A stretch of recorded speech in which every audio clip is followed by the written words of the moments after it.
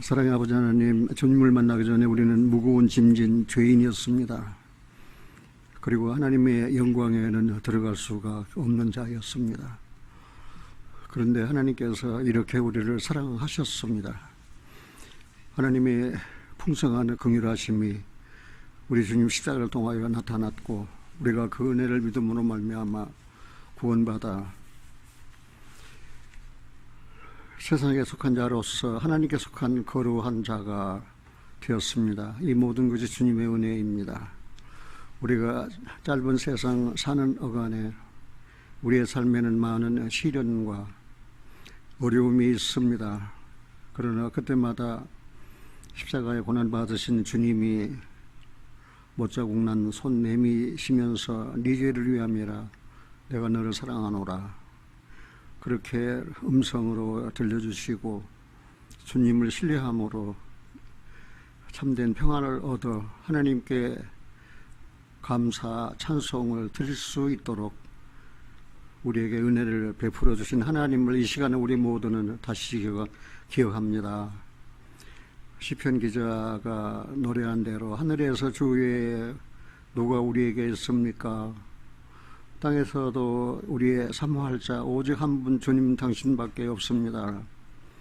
세상에 있는 동안 우리의 육체 우리의 마음은 초잔하지만 하나님은 우리의 영원한 분깃이십니다. 주님 오실 때까지 내 십자가가 지고 주님 가신 그 길을 저희들은 끝까지 갈 것입니다. 주님이여, 매 순간마다 매일매일의 삶에서 주님의 진실하심을 따라 진실하게 하옵소서. 주님의 신실하심을 따라 우리를 신실하게 하옵소서. 주님이 베푸신 삶을 사셨듯이 우리도 베풀며 살게 하여 주시옵소서. 하나님, 그 크신 사랑이 성령으로 말미암아 우리 마음에 부어져서 마음에 부어진 그 사랑은 우리로 하여금 산 소망 가운데 살게 하셨습니다. 오늘 마태복음을 열어서 우리 주님에 대한 정말 버림받은 건축자들의 버림받은 돌이 보배롭고 존귀한 모퉁이 돌이 되어 주셔서 교회의 머리가 되어 주셔서 우리는 성령으로 거듭나 주님 그 몸에 붙은 지체로서 이렇게 주님을 우러러 앙망하며 또 주님의 사랑스러운 눈빛을 바라보면서 아양 부리듯이 내 아버지, 내 하나님, 사랑의 내 아버지, 그렇게 우리는 기도하고 고백하며 살아가고 있습니다. 오늘 이 하루도 주님 앞에 정직하게 하옵소서, 진실하게 하옵소서. 오늘 이 시간 성령으로 우리 모두를 충만케 하여 주시옵소서. 그리하여 그리스도의 거룩한 이름을 높이며 우리 모두 진실로 감사 찬송을 드리게 하여 주시옵소서. 우리 주 예수 그리스도 이름으로 기도하옵나이다. 아멘.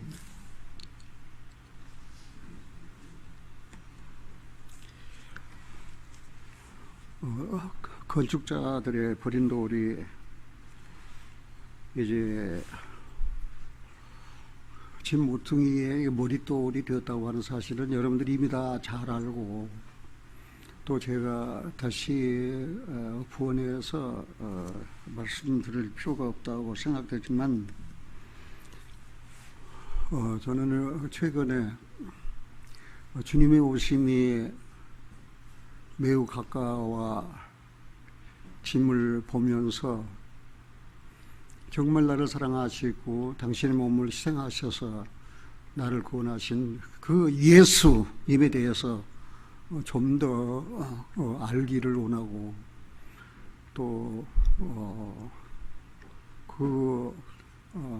머릿돌 되신 주님에 대해서 우리가 말씀을 나눔으로 그동안에 여러분들이 예수님을 얼마만큼 알고 살았는지, 하나님께서 우리를 사랑하셔서 그 존귀하고 보배로운 그 머릿돌로 그 우리의 아들을 세상에 보내셨는지 하나님의 사랑의 그 깊이를 생각하면서 오늘 이 말씀 나눈다면 은혜가 되리라 하고 생각합니다. 우리가 복음서, 사복음서 하지만은 공간복음은 마태마가 누가복음만 공간복음이고 요한복음은 공간복음에 들지 않습니다. 근데 이 공간복음에는 대부분이 사실에 대해서 다 기록하고 있고 또 요한복음에도 그 부분적으로 예수님에 대해서 기록한 내용들을 우리가 볼 수 있는데 특히 마태복음을 통해서 보면은 마태복음을 크게 두 가지로 구분해 본다면은 첫째 그 사도 베드로의 신앙 고백, 저는 그리스도시요 살아계신 하나님의 아들이니이다 라고 그렇게 신앙 고백한 거, 이게 아주 중요한 마태복음에서 아주 그 키포인트, 열쇠가 되는 아주 중요한 그런 내용입니다. 베드로의 신앙 고백, 우리를 또 하나님을 섬기고 또 예배한다고 하지만 베드로처럼 그런 확실한 신앙 고백이 있어야 된다는 사실이에요. 만약에 그런 신앙 고백이 없다면 뭐 예배이니 찬송이니 기도니 헌신이니 그 섬김이니 그런 게 다 부질없는 거예요. 확실한 신앙 고백을 갖고 우리가 신앙생활을 해야 된다는 사실입니다. 그래서 이 마태복음은 이제 그 베드로의 신앙 고백과 그 다음에 이제 21장부터 시작되어가지고 28장에는 예수님 생애, 지상 생애에서 마지막 한 주간입니다. 마지막 한 주간, 그 마지막 한 주간의 주님의 행적을 우리가 찾아볼 수 있어요. 그래야 마태복음 21장에서 28장 하니까 굉장히 긴 1년 걸렸을까, 2년 걸렸을까. 예수님의 생애가, 지상 생애가 33년인데 30년은 사생애예요. 나사렛에서 그 부모님에게 순종하고 그런 사적인 생애를 보내셨고 그 다음에 3년 공생애입니다. 공생애 기간 동안에 예수님의 사역은 크게 두 가지로, 하나는 갈릴리 사역, 하나는 유대 사역이에요. 그래서 이 갈릴리 사역 가운데에서 가이사라 빌립보에서 이제 제자들에게 물었어요. 사람들이 나를 누구라 하느냐? 그래서 사람들이 자기를 누구로 알고 있는지를 알기를 원했어요. 그런데 그때 유대인 가운데에서 선지자라는 칭호를 얻는 것도 굉장히 위대한 거예요. 에레미야나 또 침례 요한이나 선지자 중에 하나로 이제 알고 있더라고. 제자들이 이야기를 했을 때, 그러면 너희는 나를 누구로 알고 있느냐? 내가 누구냐? Who am I? 내가 누구냐? 라고 물었습니다. 그때 베드로 대답이 그리스도이십니다. 살아계신 하나님의 아들이십니다. 그게 누가 마태복음 16장에 기록된 그런 내용이에요. 그러니까 예수님 대답이 뭐라 했습니까? 바요나 시몬아, 네가 옳다. 이를 네게 알게 하는 것은 혈육이 아니고 곧 내 아버지시니라, 하나님이시니라 라고 그렇게 대답을 하시면서, 내가 베드로의 이 신앙 고백, 이 간증 이후에 내 교회를 세울 것이다. 그래서 이제 처음으로 교회를 세우실 것을 예수님이 선포하셨어요. 그리고 음부의 권세가 결코 교회를 이기지 못할 것이다. 그리고 음부의 권세가 교회에 대해서 핍박하고 교회를 깡그리 그냥 없애버리려고 하는 그런 악한 사탄의 계획이 있음을 알았어요. 그러니까 신앙 고백, 그리고 내 교회를 세우겠다. 그리고 음부의 권세가 교회를 이기지 못한다. 그래서 오순절 성령이 오신 이후에 교회는 많은 핍박을 받았습니다. 많은 주님을 사랑하는 형제자매들이 죽임을 당했습니다. 사도들도 사도 요한을 빼놓고는 다 순교를 당했습니다. 그만큼 음부의 권세는 교회를 이 세상의 지구상에서 깡그리 없애버리려고, 그렇지만 주님이 지켜주시고 주님이 함께 하셔서 이 교회는 점점 이제 장성하고, 그 다음에 교회 주님의 몸은 거의 이제 완성될 단계까지 왔기 때문에 이제 그 지상에 있는 그 교회를 주님은 내 신부라고 합니다. 내 신부라고. 그래서 주님은 신랑이라고 하고, 그러니까 내 신부가 이제 다 준비가 되었기 때문에 신랑이 이제 신부를 데리러 오시는 거예요. 그래서 신부된 우리는 그 주님을 만날 준비를 하고 살아야 돼요. 그 신부된 우리가 어떻게 합니까? 깨끗하게 자기를 단장하고 살아야 되지 않습니까? 시편에 보면은 여호와를 기뻐하라. 그래야하면 네 마음의 소원을 이루어 주시리로다. 그야 그 하나님께서 기도를 응답하는 순서가 여호와를 기뻐하라. 그리하면 네 마음의 소원을 이루어 주시리로다. 그 하나님 편에서 그렇게 말씀하셨는데, 인간 편에서는 마음의 소원을 이루어 주십시오. 그러면 내가 여호와를 기뻐하겠습니다. 거꾸로 사는 거예요. 그리고 살다 보니까 자기 마음의 소원이 이루어지지 않거든요. 돈도 벌어야 되고, 어쩌고, 또 출세도 해야 되고, 하는데, 하나도 안 이루어져요. 그러니까, 주님이 나를 버리시나 보다. 주님이 나와 함께 하시지 않나 보다.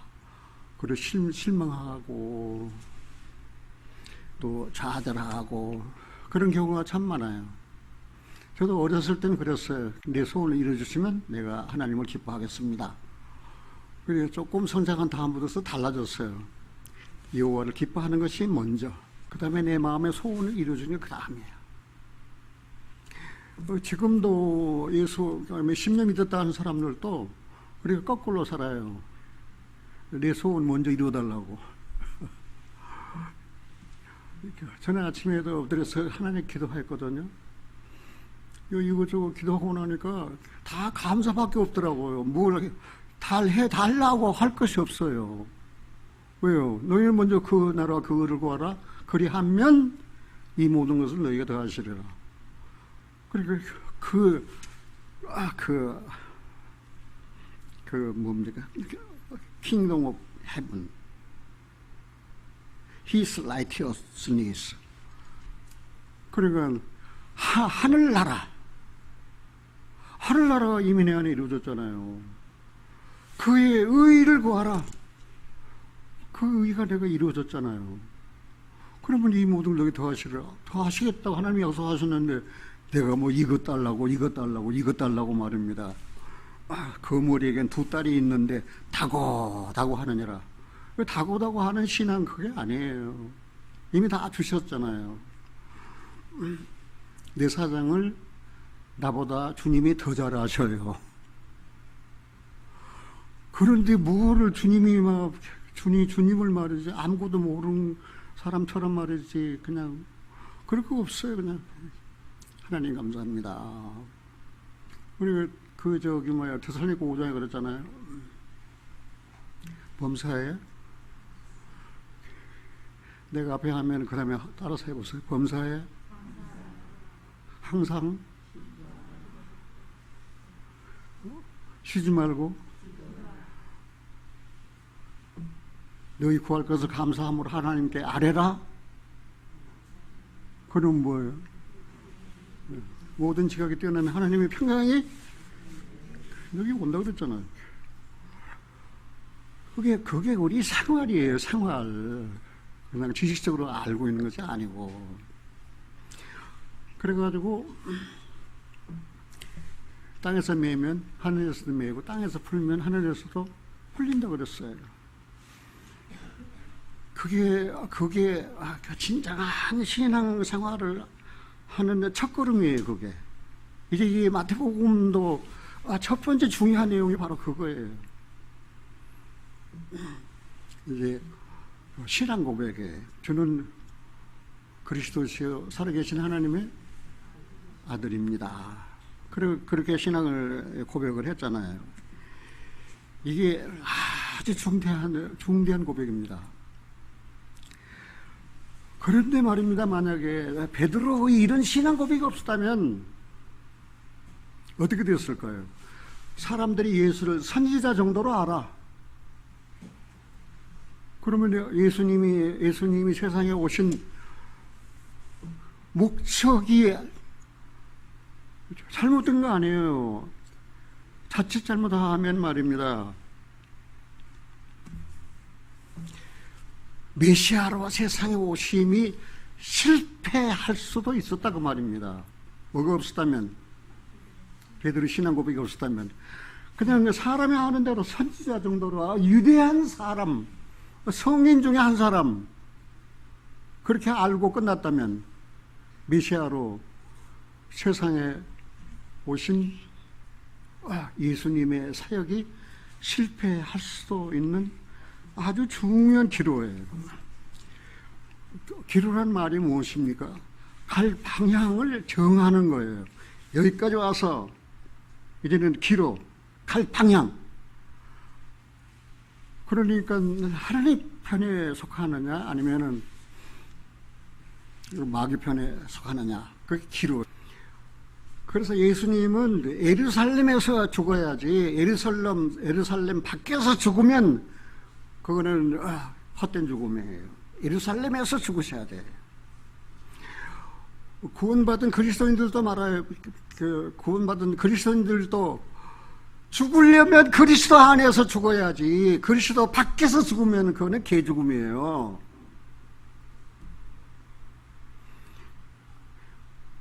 그러면 예수님이 예루살렘에 왜 올라가셨어? 고난받고 죽기 위해서 올라가셨어요. 하나님께서 이렇게 정하셨잖아요. 여호와는 광대하시다. 우리 하나님의 성이 어디예요? 예루살렘이에요. 거룩한 성이에요. 그 거룩한 산에서 극진히 찬송하리로다. 그리고 예루살렘에 입성하자 말입니다. 사람들이 막 구름대같이 몰려와가지고 막 산다 찬송하면서 말입니다. 얼마만큼 아주 극진히 환영했습니까? 타가 높고 아름다워 온 세계가 즐거워하며 큰 왕의 성 곧 북방에 있는 시온산이 그라도다. 왜 시온산에 대한 내용이? 하나님이 그 여러 궁정에서 자기를 뭐로 알리셨어요? 피난처로 알리셨다. 그럼 그 예수님이 그 예루살렘에 입성하셔서 고난당하시고 죽음을 당하시고 부활하신 것은 무엇하기 위해서요? 죄 많은 인간들이 그리스도를 피난처로 삼고 그리스도 안으로 돌아와서 생명을 얻으라는 뜻을 우리는 이 시편 48편 1절로 3절 통해서 알 수 있어요. 그 여러 궁정에서 피난처로 알리셨다고 그랬잖아요. 저희 이 세상에서 살고 있는 사람들, 내 영혼이 피할 곳을 온전히 찾지 못하고 방황하는 사람들이 얼마나 많습니까? 그래가지고 이 한국에서 그 조직되고 지금 활동하고 있는 뭡니까? 이단 중에 뭐예요? 신천지. 거기 뭡니까? 거기 피난처입니까? 거기 가면 다 죽어요. 거기 가면 다 죽어. 그 말씀을 왜곡하고 말입니다. 다 말입니다. 그러면서도 제대로 예수님을 만나지 못한 사람들 말입니다. 예수님을 자기 피난처로 삼지 안에 안 영혼들 가서 말입니다. 그리고 어떤 분이 신천지를 뭐라고 한다더라? 신천지를 뭐라고 부르는지 아세요? 거기 이번에 병 걸려서 많이 죽었잖아요. 그러니까 병천지라고 그러는데 거기 들어가자 병천지예요. 그게 영혼의 병, 육신의 병. 그리고 어떻게 해요? 그 걸리면 죽어요. 오늘날 세상에 태어난 사람들 피난처 대신 그리스도를 만나지 못했으면 그 영혼은 피할 곳이 없어요. 시련 당할 때, 화단 당할 때 피할 곳이 없어요. 의지할 곳이 없어요. 그런 일을 생각하면은 우리가 주님을 만났다고 하는 것은 얼마나 큰 행복인가 하는 사실입니다. 마태복음 21장 4절로 갑니다. 같이 한번 읽어볼까요?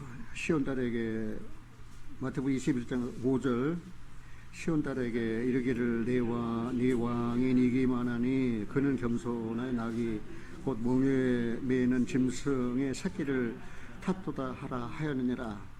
제자들이 가서 예수의 명하신 대로 하여 나귀와 나귀 새끼를 끌고 와서 자기들의 겉옷을 그 위에 얹으며 예수께서 그 위에 타시니 8절 같이 읽겠습니다. 무리의 대부분은 그 겉옷을 길에 펴며 다른 이는 나뭇가지를 베어 길에 펴고 앞에서 가고 뒤에서 따르는 무리가 소리질러 가로되 호산나 다윗의 자손이 찬송하리로다. 주의 이름으로 오시는 이여 가장 높은 곳에서 호산나 하더라. 이건 뭐예요? 선지자로 하신 말씀을 이루려고. 그러니 이건 어디에 이런 말씀이 있어요? 스가랴 9장에 보면 그런 말씀 있잖아요. 스가랴 9장 9절. 예수님께서 예루살렘에 당당하게 승리의 입성을 하실 때에 그 환영하는 그 무리들 말입니다. 그 예수 그리스도는 구원을 베푸실 전능자예요. 그들이 깨달을지 모르겠던지 구원을 받은 베푸실 전능자하고 얼마나 겸손하냐면은 그것도 나귀 새끼를 타시고 입성하셨어요. 전쟁터에서 승리하는 장군이 이제 그 입성할 때 말입니다. 백마를 타고 부하들의 시위를 받으면서 입성한 그런 것이 아니고 예수님은 그것도 나귀 새끼를 타셨다. 그거는 구원을 베푸실 전능하신 하나님이신 예수님은 겸손하시다. 자기를 그렇게 낮추셨다 하는 사실입니다. 여기 예수님을 태운 나귀는 영광의 영광 아니에요. 아마 예수님을 태운 그 나귀는 일생에 있어서 그 존귀하신 분, 구원을 베푸실 전능자, 그리고 겸손하신 그 만왕의 왕, 그 메시아를 태울 수 있는 그 영광을 얻었기 때문에 그 나귀는 정말 기뻤을 거예요. 근데 이 나귀는 아무 말도 없잖아요. 그런데 우리는 여기서 나귀에 대해서 한번 생각을 해봐야 돼. 나귀 새끼. 그냥 내가 구원을 베푸실 전능자, 그 겸손하신 메시아, 그 왕을 내가 태워야지 하고 그걸 자기 일을 게을리 했다면 그 메시아를 태울 수가 없었을 거예요. 근데 이 나귀는 그냥 자기 일에 성실했어요. 열심히 풀 뜯어먹고 열심히 풀 뜯어먹고 여기서 풀 뜯어먹고 여기도 물 먹고 그래가지고 어떻게 해요? 포동 살찌우고 그러게 이렇게 겁이 있는데 내가 태우겠습니다 하고 나선 게 아니에요. 제자들이 와서 끌어갔어요. 이것이 그리스도인 생활이에요. 우리는 구원을 베푸실 전능하신 전능자, 그 겸손하신 그 왕을 우리는 모셔야 되잖아요. 그러면 어떻게 해야 돼요? 내가 큰 일을 해야지. 내가 그 메시아를 내가 나타내야지. 그런 줄 마음 먹고 자기 일이 열심히 하셨다면은 메시아의 신왕을 태울 수 있는 기회를 놓쳤을 거예요. 그건 지금 무슨 말입니까? 평상시 자기 생활에 어떻게 해요? 자기 생활에 성실하라 그 말입니다. 열심히 풀 뜯어 먹고 또 풀 뜯어 먹고 감사하면 그 눈물을 흘리면서 하나님을 감사해요. 내가 받은 이 은혜를 내가 무엇으로 보답할 수 있습니까? 구원의 잔을 높이 들고 여호와 이름을 부르며 하나님을 찬송하겠습니다 하고 열심히 살아보세요. 그러면 내가 틀림없이 주님이 여러분들을 타실 것입니다. 여러분들을 통해서 큰 일을 하실 것입니다. 구원을 베푸실 것입니다. 저도 한때 유혹을 받았어요. 이제 그만하면 됐으니까 이제는 호남 지방에 내려와서 같이 전도 사역을 하자는 거예요.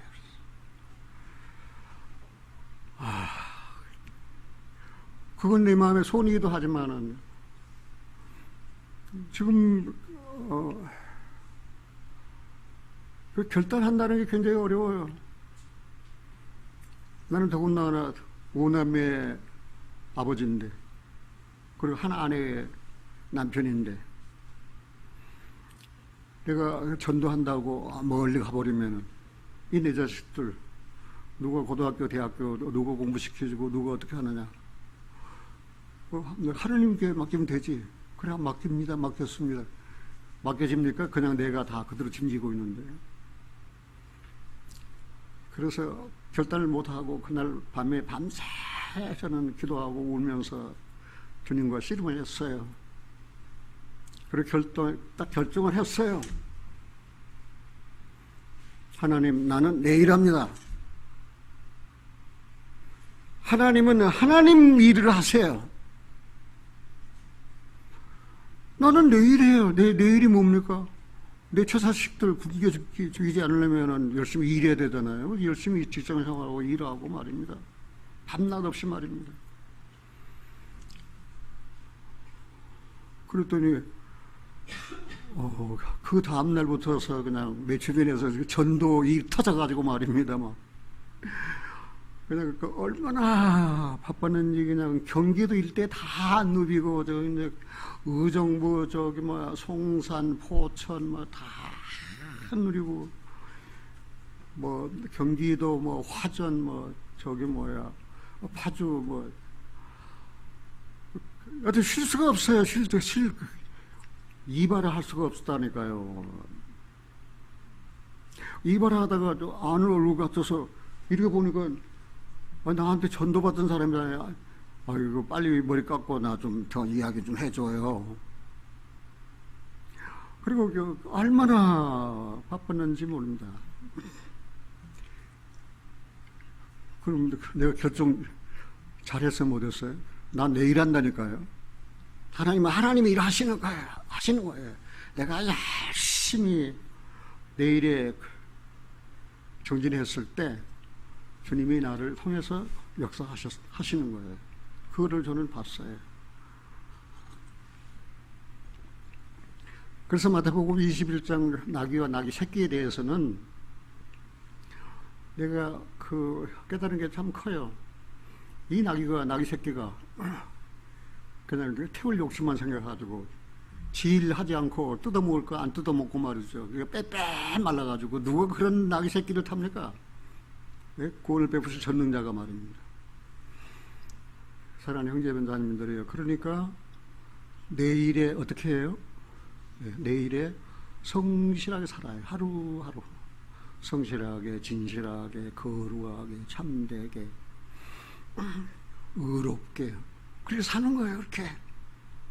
그러면 그러한 성도의 삶을 통해서 하나님이 역사하신다는 사실을 우리는 배워야 됩니다. 스가랴 9장 9절을 한번 찾아보겠습니다. 스가랴 9장 9절.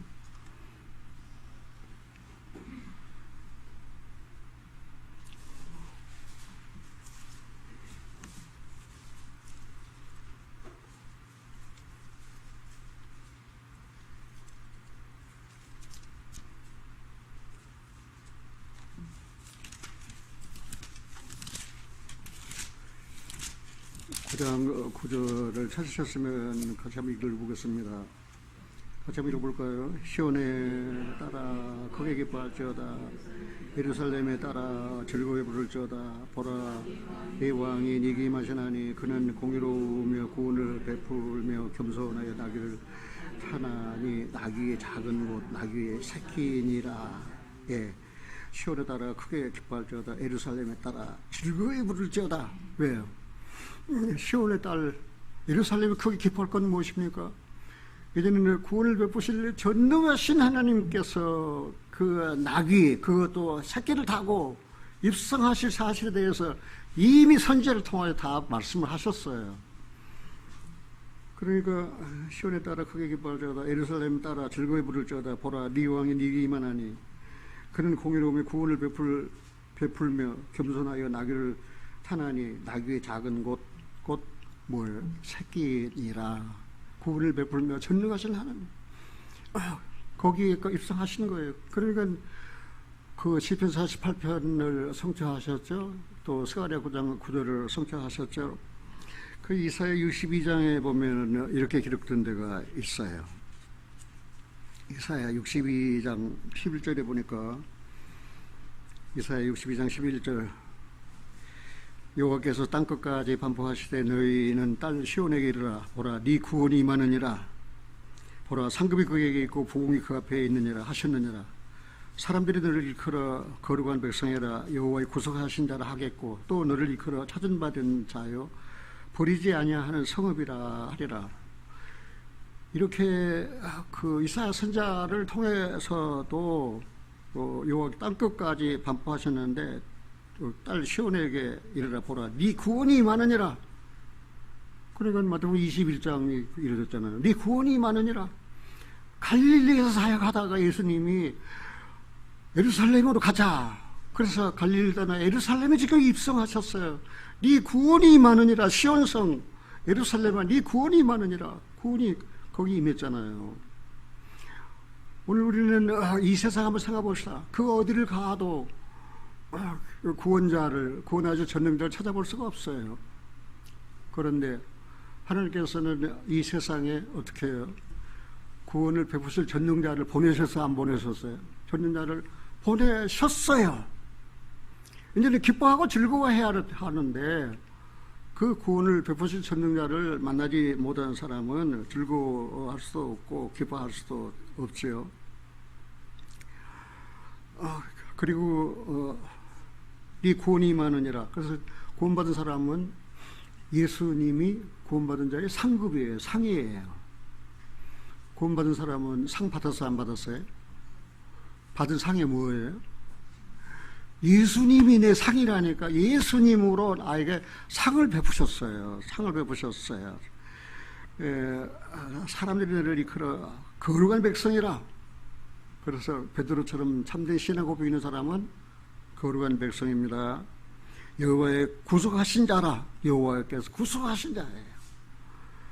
또 너를 일컬어 찾은받은 자예요. 우리는 한때 이뤄진 자였어요. 근데 이제는 찾은받은 자, 주님이 우리를 찾으셨어요. 그리스도로 말미암아 우리를 찾으셨어요. 이제 버리지 아니할 성읍이라. 그냥 한 집에 가면은 한 집안에는 그냥 한 식구 그렇게 살지만 성읍 이거는 뭡니까? 공동체, 커뮤니티. 그러니까 공동체. 그리고 우리는 찾은받은 커뮤니티, 공동체, 그리스도의 몸. 교회는 조직이 아니에요. 교회는 유기체예요. 우리는 한 생명으로 다 연결되어 있는 거예요. 그래서 형제와 자매가 되는 거예요. 그래서 못 보면 보고 싶고 그립고 만나고 싶고 그 따뜻하게 인사 나누고 싶고 안녕하셨어요 보고 싶었어요. 근데 입에 붙은 말 아니에요. 왜요? 우리는 그리스도님의 몸이니까. 우리는 한 피와 한 생명을 받은 사람이니까 다 귀한 거예요. 누가 아프면 내가 아픈 것 같고, 누가 잘못되면 내가 잘못된 것 같고, 누가 배고프면 내가 배고픈 것 같고, 우리 형제 자매들이 먹을 것이 없어서 지금 배고파 있는데 나만 꾸역꾸역 그거 먹고 있겠습니까? 근데 교회에서는 그런 거를 빨리 파악해서 알려줘야 돼요. 누구 집안에는 누구 집은 이렇게 힘들어서 그리고 먹을 양식도 없어요. 그럼 어떻게 해요? 내 입에 들어간 한 숟가락을 떠가지고 갖다가 나눠 먹어야지. 그게 우리 공동체 아닙니까? 그게 사도행전의 2장에 있던 말씀처럼. 그런데 여기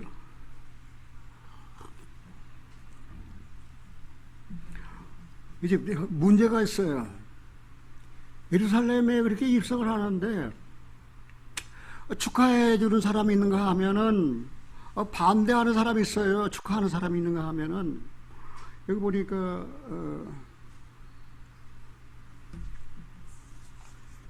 마태복음 21장으로 가서 9절입니다. 앞에서 가고 뒤에서 따르는 무리가 소리질러 가로되 호산나 다윗의 자손이여 찬송하리로다. 주의 이름으로 오시는 이여 가장 높은 곳에서 호산나 하더라. 이 말씀은 시편 118편의 그 말씀을 이루는 그 내용이에요. 시편 한번 찾아보겠습니다.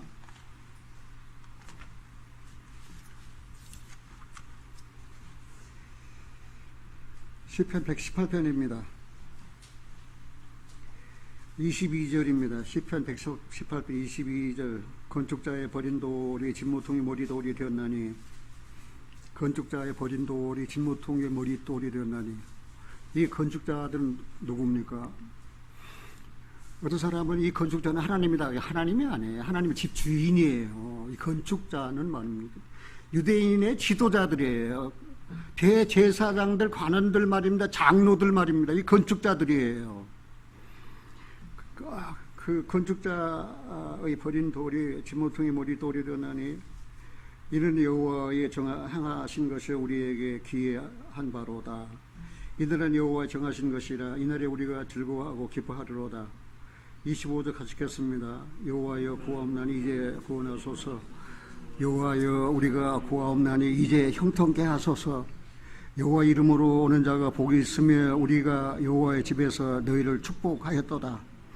여호와는 하나님이시라 우리에게 비추셨으니 줄로 희생을 저단불에 밀지어다. 주는 나의 하나님이시라 내가 주께 감사하리이다. 주는 나의 하나님이시라 내가 주를 높이리이다. 여호와께 감사하라. 그는 선하시며 그 인자심이 영원하미로다. 이 시편 118편에 있는 이 말씀을 마태복음 21장에서 이제 이루어진 거예요. 거기서 찬송하리로다. 여호와 이름으로 오시는 이여라고 하면서 여호와여 구하옵나니 이제 구원하소서. 여호와여 우리가 구하옵나니 이제 형통케 하소서. 여기 호산나 호산나라고 찬송을 했어요. 호산나라는 말의 뜻이 이제 구합니다. 이제 당신께 구합니다. 호산나. 이제 우리를 구원하소서. 구합나니 우리를 구원하소서. 호산나라고 큰 소리로 외쳤는데, 큰 소리로 외친 사람들은 그 유대의 종교 지도자들이었습니까? 아니면은 젖먹이와 어린 아이들이었습니까? 어린 아이였어요. 어린 아이. 젖먹이와 어린 아이. 그러니까 젖먹이와 어린 아이를, 젖먹이가 뭐 어린 애가 뭐를, 근데 여기 젖먹이와 어린 아이를 다른 식으로 우리가 해석을 해야 돼요. 왜냐하면 이스라엘은 하나님의 선민, 하나님의 백성이었지만 얼마나 연약합니까? 계속 이방인에게 침략을 당하여 두들겨 맞고 포로로 집행하고 그 다음에 살해를 당하고 감옥에 투옥되고 말입니다. 그래서 젖먹이 어린아이는 연약한 이스라엘입니다. 지금 이 이스라엘이 바로 호산나라고 외치는 그때의 지금이 왜 그렇습니까? 2000년 동안이나 디아스포라 온 세상에 흩어져서 죽임을 당하잖아요. 나라가 없어요. 제사장이 없어요. 드라빔이 없어요. 성전이 없어요. 이제는 군도 없어요.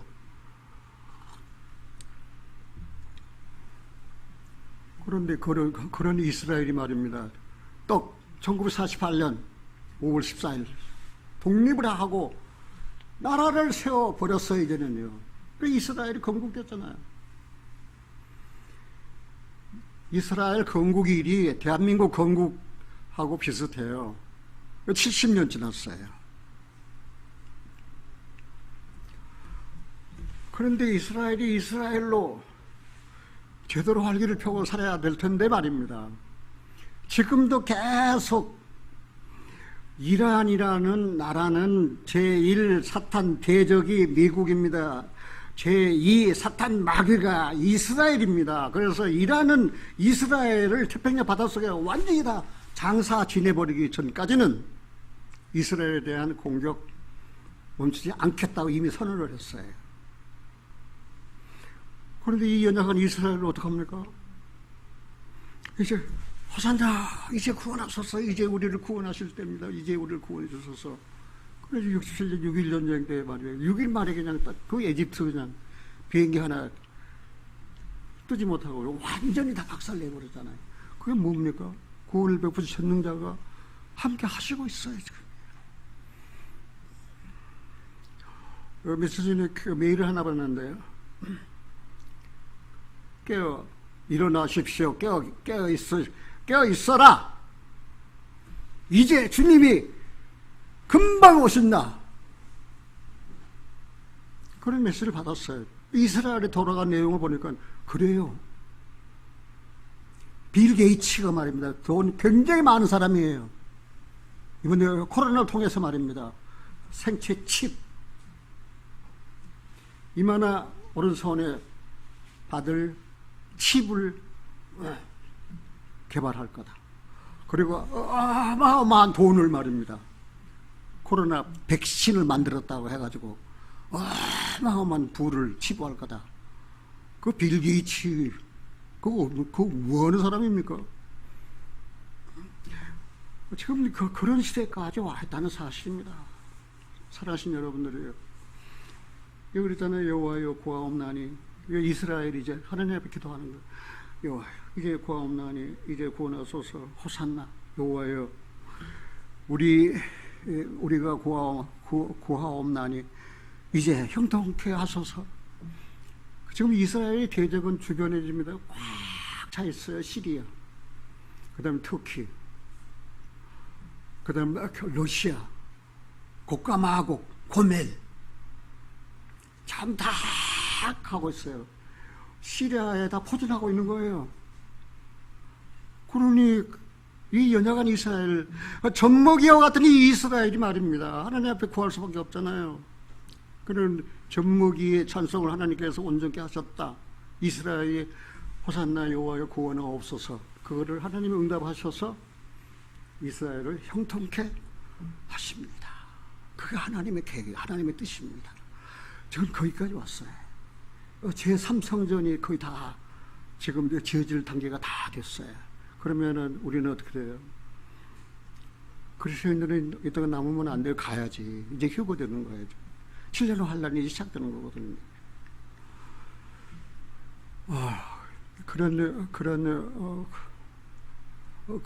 그런 엄청난 시기에 우리가 지금 살고 있다는 것을 생각을 하셔야 됩니다. 그런데 이때 초림하신 예수, 이 땅에 처음 오신 예수님이 예루살렘 입성하실 때 이렇게 여호와여 이제 구하옵나니 호산나 이제는 우리 구해달라고, 우리 형통케 해달라고. 그런데 이 기도는 언제 예수님이 다시 오심으로 이제는 완성됩니다. 그런데 우리가 교회가 없어지면은 이제는 하나님의 백성은 딱 이스라엘 한 민족이에요. 이스라엘만 남아요. 7년 환란. 다니엘서 9장을 한번 찾아보겠습니다. 다니엘서 9장입니다.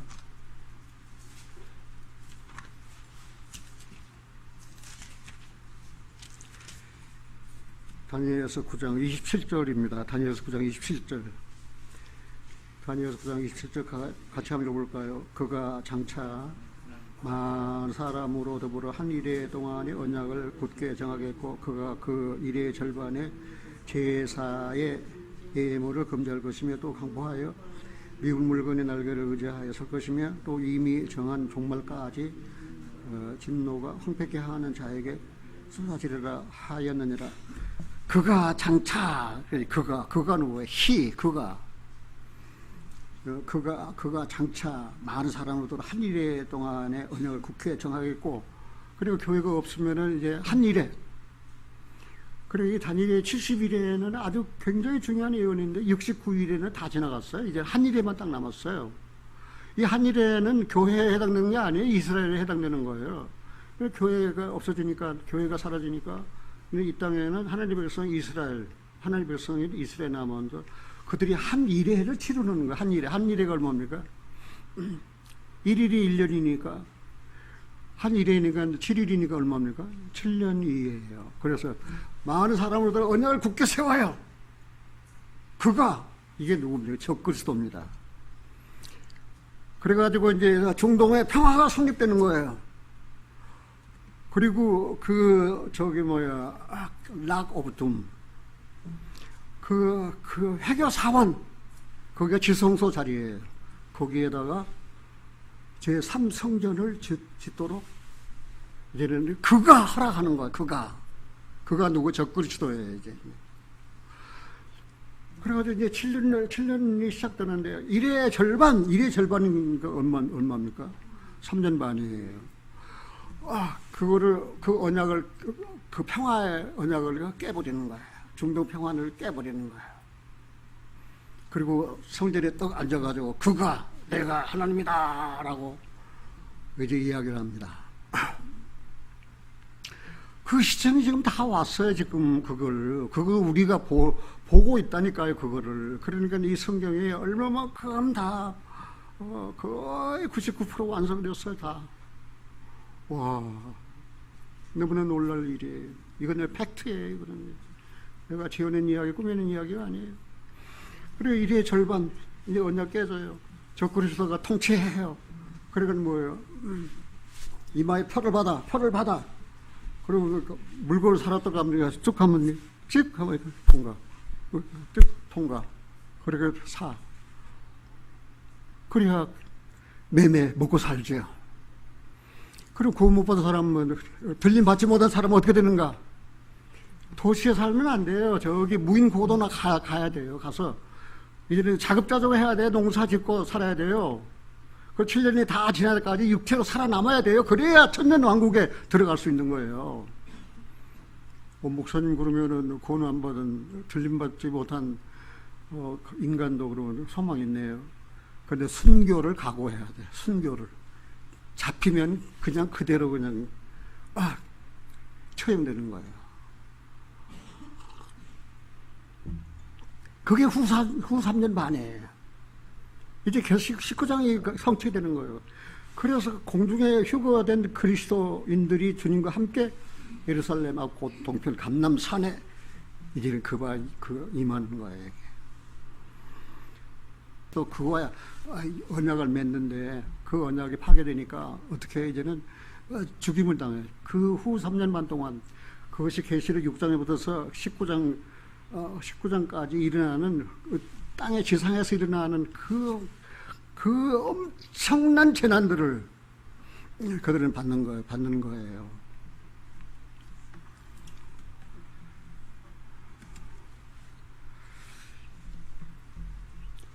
그런데 입성을 반대하는 사람들은 여기 마태복음 21장으로 돌아가 보겠습니다.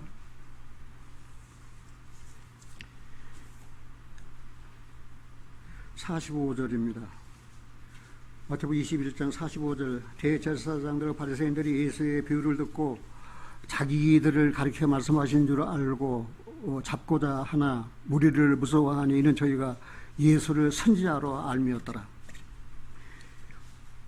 여기 그 예수님 예루살렘 입성을 환영하고 축하하는 무리들은 그리고 아이들이었어요. 호산나 하면서 축하했어요.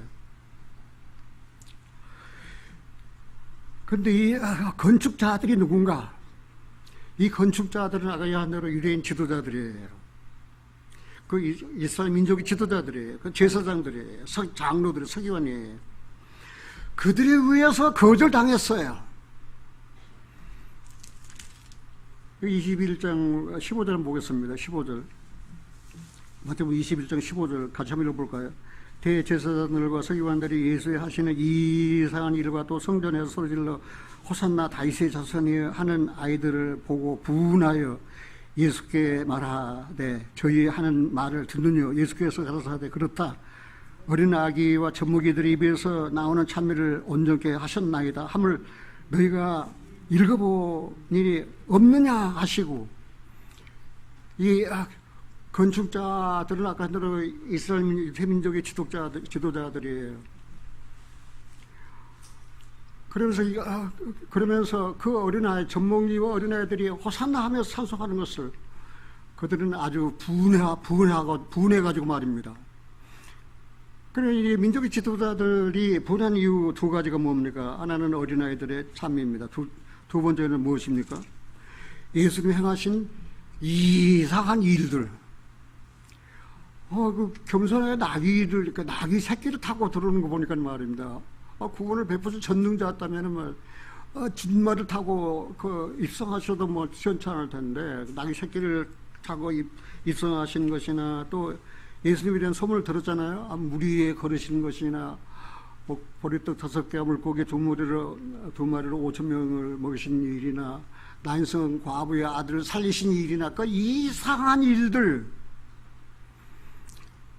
인하여 머리에서 아주 분했어요. 분노해가지고. 그들은 예수 그리스도를 거절했어요. 그래가지고 환영하는 무리가 있는가 하면은 거절하는 무리가 있어요. 거절하는 무리들은 민족의 지도자들이었다는 사실입니다. 여기에 우리가 생각해 볼 것은,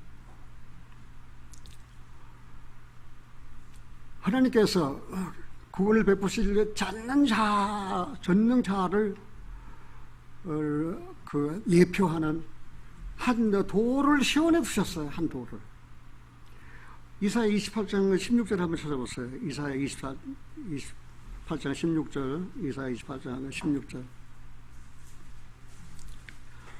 제가 읽습니다. 그러므로 주 여호와께서 가라사대 보라 내가 한 돌을 시온에 두어 기초를 삼았노니 곧 시험한 돌이여 교하고 견고한 기초 돌이라. 그것을 믿는 자는 급절하게 되지 아니하리라.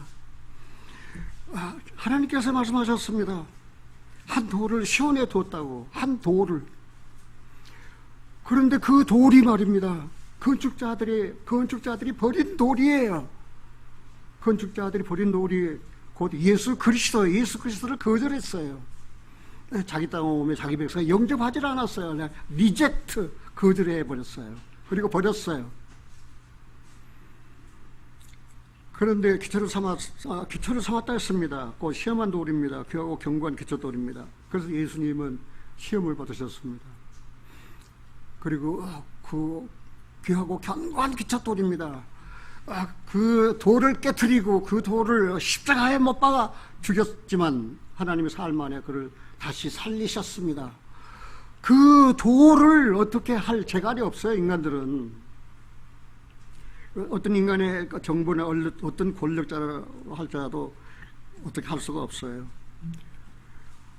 건축에 있어서 기초돌은 굉장히 중요합니다. 머리돌은 굉장히 중요합니다. 어떤 새로운 큰 건물 지으면 거기다가 머리돌이라고 써놓고 몇 월 며칠 이게 지었다고 표시하잖아요. 그래서 건축에 있어서 이 머리돌은 굉장히 중요합니다. 이 머리돌은 기초성입니다. 이 머리돌은 그리스도의 죽으심과 부활을 의미합니다. 예수 그리스도께서 죽으시고 부활하셨기 때문에 교회의 머리돌이 되었다는 사실을 우리는 알 수 있습니다. 자, 집을 지을 때 모퉁이 돌이 없으면, 기초 돌이 없으면 집을 지을 수 있습니까? 없습니까? 집을 지을 수가 없습니다. 교회예요. 그리스도께서 죽은 자 가운데 부활하시지 않았다면은 교회 못 짓습니다. 교회 지을 수가 없어요, 교회를. 그런데 그리스도께서 죽으셨어요. 죽으신 것은 우리 죄의 대해서 죽으신 것입니다. 그가 살아나신 것은 우리를 의롭다 하기 위해서 살아나신 것입니다. 그래서 이 교회의 머릿돌이 되셨어요. 우리가 잘 아는 대로 에베소 2장에 보면은 그런 말씀이 기록되어 있습니다. 에베소 2장에 보면 경에 기록되었으되 보라 내가 택한 보배롭고 여기는 모퉁이 돌을 시온에 두노니 저를 믿는 자는 부끄러움을 당치 아니하리라 하였으니 그러므로 믿는 너희에게는 보배이나 믿지 아니하는 자에게는 건축자들의 버린 돌과 그 돌이 모퉁이의 머리돌이 되고 또한 부딪히는 돌과 거치는 반석이 되었다 하니라. 저희가 말씀 순종치 함으로 넘어지는 이는 저희를 이렇게 정하시는 것이라. 왜 에베소가 아니고 베드로 전서입니다. 베드로 전서 2장 6절로 8절이 있습니다. 그러니까 경에 기록되었어요. 보배롭고 여기는 모퉁이 돌을 시온에 뒀어요. 그 시온에, 그 예루살렘에 예수님께서 입성하셨잖아요.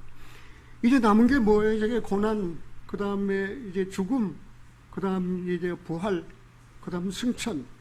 그것이 일주일 안에 다 이루어질 사항들이에요. 그건 다음번에 여러분들에게 말씀드리겠습니다.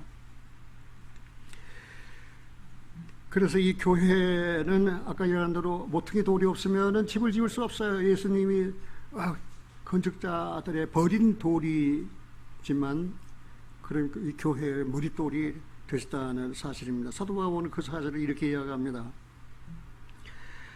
에베소 2장 20절에 너희는 사도들과 선지자들이 터 위에 세우심을 입은 자라 그리스도 예수께서 친히 모퉁이 돌이 되셨느니라. 그 안에서 건물마다 서로 연결하여 주 안에서 성전이 되어가고 너희도 성령 안에서 하나님의 거하실 처소가 되기 위하여 예수 안에서 함께 지어져 가느니라. 그래서 교회가 지금 완전히 완성된 게 아니에요. 왜요? 교회가 완성되면 교회는 이제 휴거됩니다. 그래서 아직 문 열어 있을 때 사람 영혼들이 찾아오면 구원받을 수 있지만 그러나 지금은 내가 보기에는 은혜 때가 다 지나갔어요. 구원의 날이 다 지나갔어요. 그것이 이스라엘로 유대인으로 가버렸어요. 이방인들 구원받는 거지만 지금은 하늘의 별 따기보다 더 어려워요. 지금은 전도해도 지지도 않고 들으려고 하는 사람도 없어요. 지금은 얼마나 사람들의 마음이 완악하고 강팍하게 하게 됐는지 몰라요. 그래서 건축자들, 민족 지도자들, 그들이 왜 예수님을 거절했는가? 예수님의 이상한 일, 그러니까 아이들이 호산나 라고 하면서 찬송하는 일을 보고 마음이 분했어요. 그랬다는 것은 그건 무엇입니까? 종교 지도자들이지만 마음이 빈곤하다는 사실이에요. 마음이 빈곤해요. 마음이 빈곤하다는 사실이 무엇입니까? 말씀이 없어요. 말씀을 듣지 못했어요. 마음이 빈곤한 사실은 무엇입니까? 그 이름을 의지하는 믿음이 없어요. 마음이 빈곤한 사실은 무엇입니까? 찬송이 없어요. 사랑하신 여러분, 예배당에 10년 다니면 뭐하고 20년 다니면 뭐합니까? 마음이 빈곤합니다. 저도 그럴 무렵에 구원을 받았어요.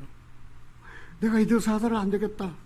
산기도라도 가서 내가 나무 뿌리라도 뽑으면서 기도를 해야만 얘는 시원하겠다 싶을 그 무렵에 주님이 나를 만나 주셨어요.